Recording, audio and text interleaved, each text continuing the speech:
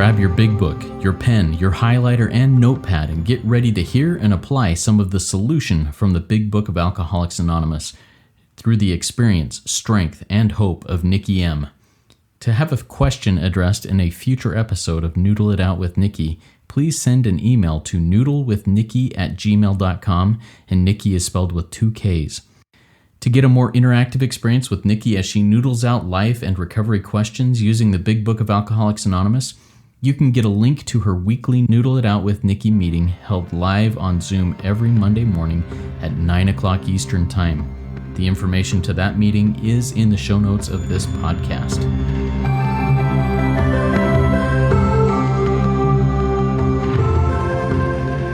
God morning, God afternoon, and God evening to all. My name is Justin B., and I am a son of an all-powerful and perfectly loving God and a qualifying addict of multiple fellowships living in the miracle of recovery one day at a time.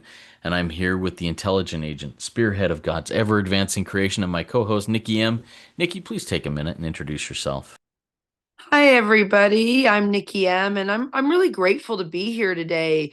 I'm not getting anything I want my way. Nothing is going my way, yet I'm sitting here in gratitude. So that is the miracle of this lifestyle that Justin and I live in. It's like we have to suit up and show up, even when we're not getting the things we want, or if we're having a pain or a life crisis.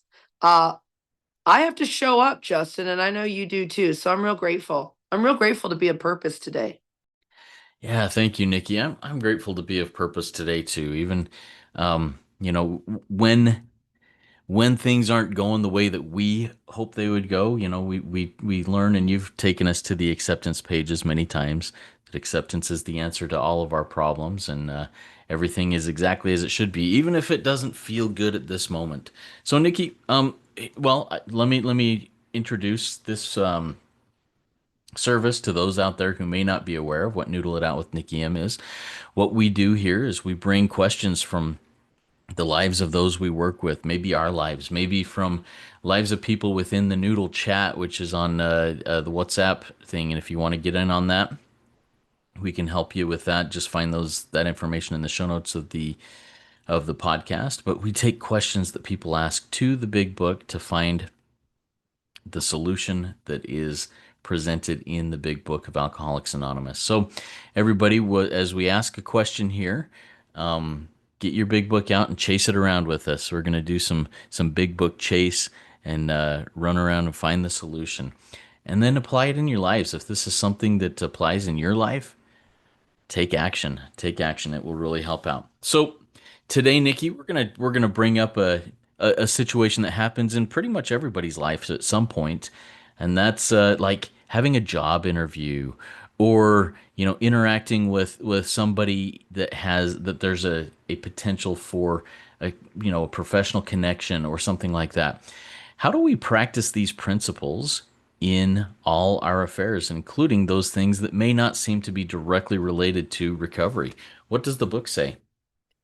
Well, it says a lot about it. The book actually says, we'll just go right to page 28. If anybody's just joining, and some of my friends actually who are not in program, although, hey, friends, you need to be, because this is the best life course you'll ever take. A lot of you guys don't have a Big Book of Alcoholics Anonymous. And what we do is we use the Big Book of Alcoholics Anonymous, and we just replace where it says drinking for thinking. Because whether or not you're an alcoholic, or whether or not you're some type of addiction that you suffer from, all of this stuff centers in our mind. And page 28 of our Big Book says, this is a design for living. Okay, because when you come to the planet Earth, I don't think anyone knows what we're supposed to do. And we've been taught by other people who don't know what they're supposed to do. So this is like an intergenerational thing. So this is a design for living. So what does the book say? Well, it says if we turn to page 60, it literally says we practice these principles in all our affairs. So this is a principle-based program. And we're talking about getting a job. Maybe you're going for an interview. Maybe you're getting a promotion. Maybe you're trying, I know in Toronto, like it's 2025, the housing market is crazy. And you may be applying with 100 other people for that lease on the apartment. Like you're nervous. It's just a really crazy time. especially if you're looking for a job, because there's a million other people applying for that one position, right? So here it goes. It says, page 18, are you armed with the facts about yourself? Because see, if you're armed with the facts about yourself, then you are properly prepared to do anything and go anywhere. See, are you armed with, it says, but the X problem thinker who has found this solution. So we found a principle-based solution that's a design for living, that we practice these principles in all our affairs, and we're properly armed with the facts about ourselves.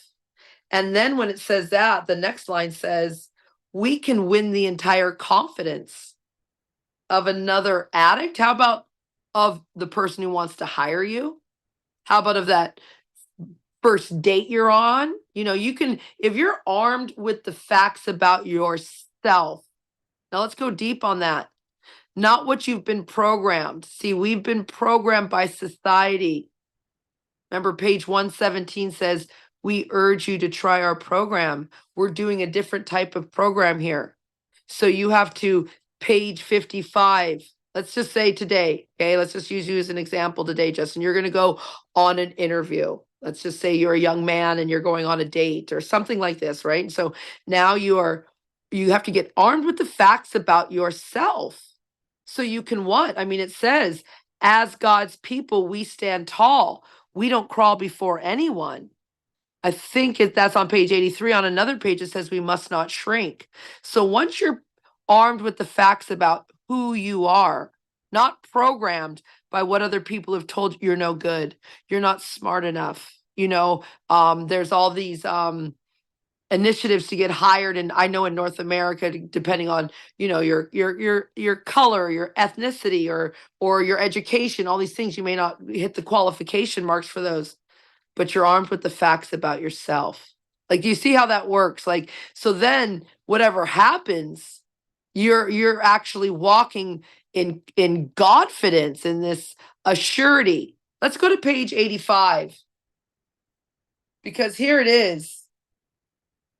If you've worked a 12-step program and you're living this design for living, and now you've got to go out into the world and practice these principles in all your affairs. Page 85, bottom paragraph says, much has already been said about receiving. See, we're in this program to receive strength, Justin. That's why we're here. That's why you and I get up every day and we say we're members of this program. We get up every day and we make a decision to live for the creator of the universe. And then we will receive strength. See, we believe our book. We will receive inspiration and direction from the power who has all knowledge from him, it says in the book. But I like to do it in a general way. I have a cousin and she's an atheist. She'll say it real proud. But if I get into genders and God, this podcast will scare her away. So, hey, cuzzy wuzzy, no one's looking for God. We're looking for power. And so it says, if we have carefully followed directions. Now let's go deep today, Justin. Let's just say you're going out for an interview today. And now you have to think, you got to get radically honest with yourself. Page 58, very honest. Okay. Here it is. Have you followed the directions? And to your best ability, because some of you out there listening in the listener land will go, well, I didn't do it perfect. You're not supposed to do it perfect. You're not. So it actually encourages you not to be perfect. It says we are not saints. So see, you're armed with the facts about yourself. So you know that even if you're not perfect for this job, you are going to get strength, inspiration, and direction, because you followed the directions in your big book. And then here it is, Justin. You've begun to sense the flow of spirit. See, when you have this spirit inside of you, you become alive. You stand tall. You've tapped power. See, we remember. I want to go here, and then you come in, Justin. It says, remember. A lot of the time it says in this book, it says, remember your sex powers. Remember you've tapped power. See, we go to bed every night, Justin, and you and I forget, especially if you don't sleep good and you wake up with a backache, or if you're like me, you've just come off your Noodle meeting and it was a Zoom bomber who just, wow, sent you into outer space. I forget who I am. And then I've got to course correct instantly because I still have, Justin, another 8 hours or 9 hours left in the day that I have to function. And I can't let these things knock me off because I remember always that, forget sex powers, that my power is God given and not to be used lightly or loathe. So stand tall. Talk to me about some thought patterns you're having, Justin, with this. Yeah. So, Nikki, one of the things you brought up, and as we're talking about the example of a job interview, you talked about radical honesty. Yes, we're talking about radical honesty with ourselves. A lot of times in those job interviews, people may be tempted to embellish, to share some things that maybe aren't true about themselves in order to look good to others, in order to live up to whatever the expectations of that job are.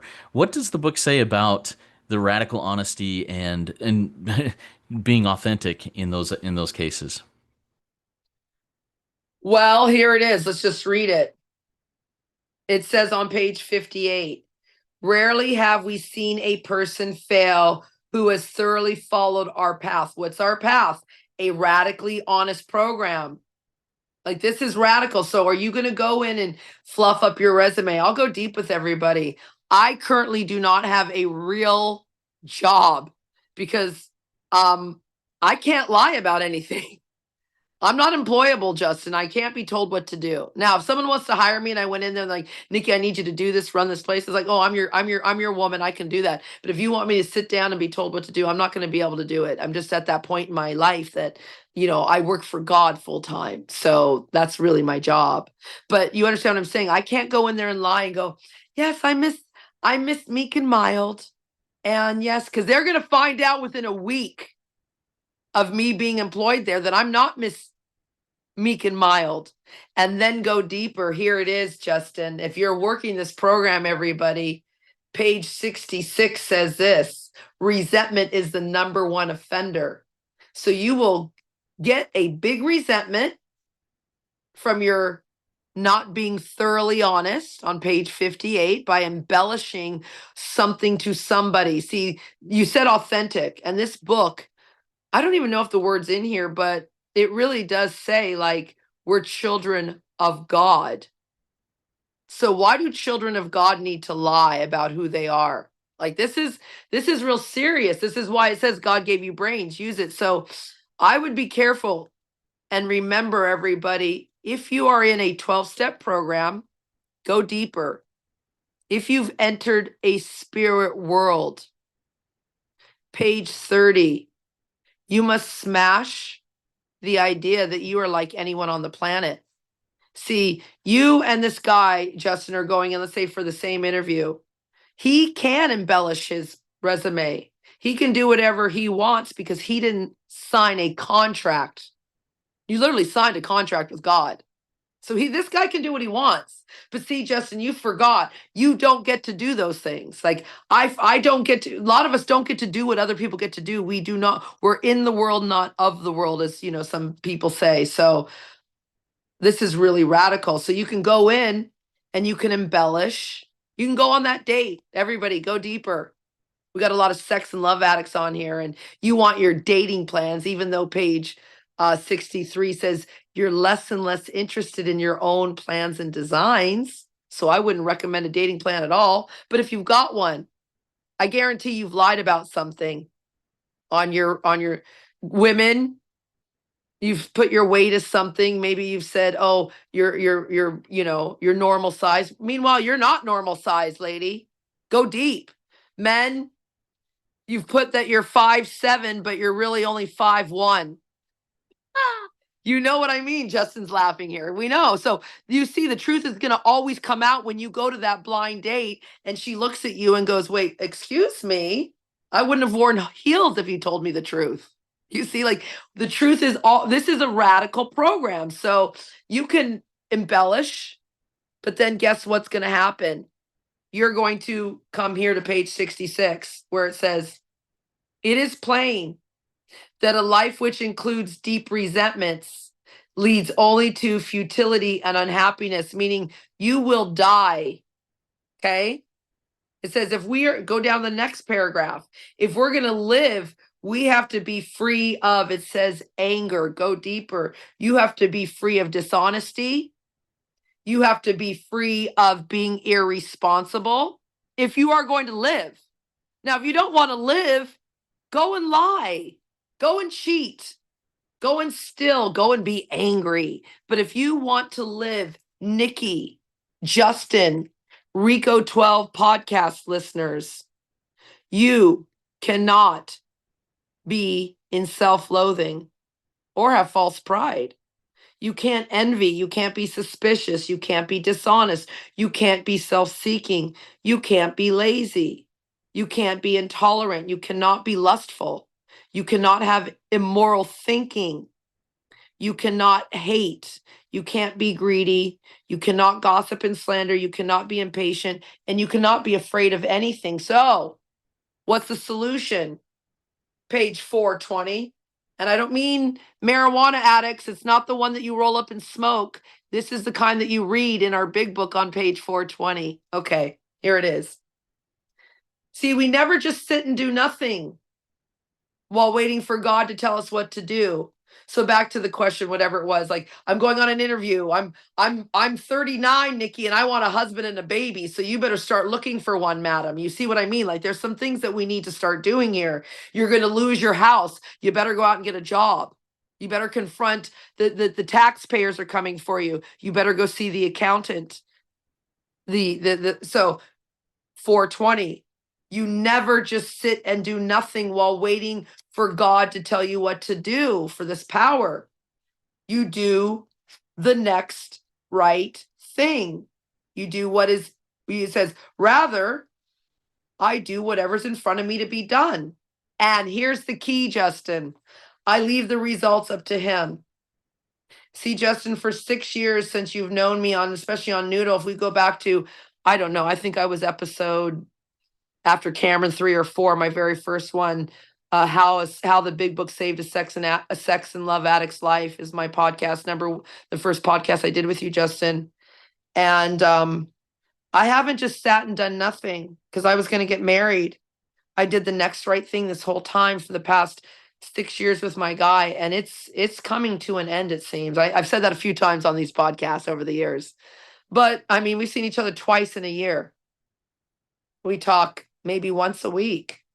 And so sometimes we go months without speaking. And so however that turns out, that's God's will for me. But I don't just sit and do nothing. I suit up and show up every day. Does that make sense, Justin?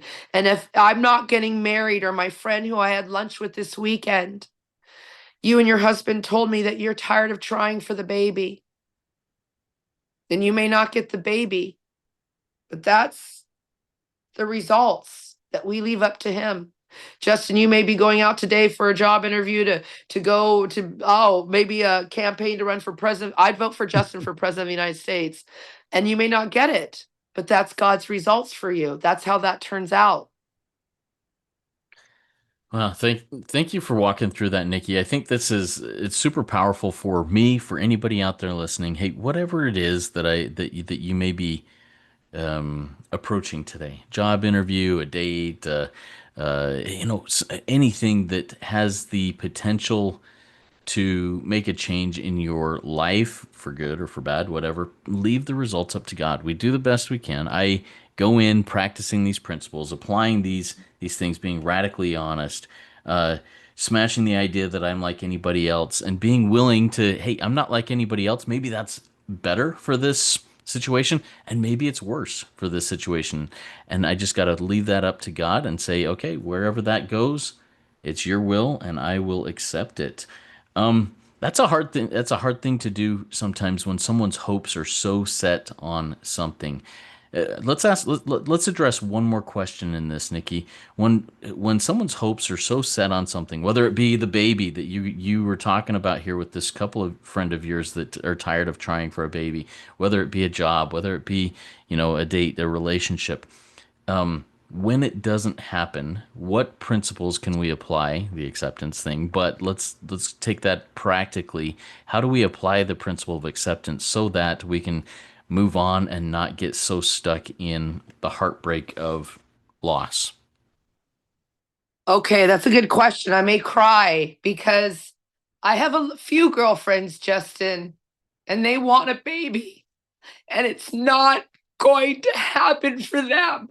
And then people say, well, you can adopt.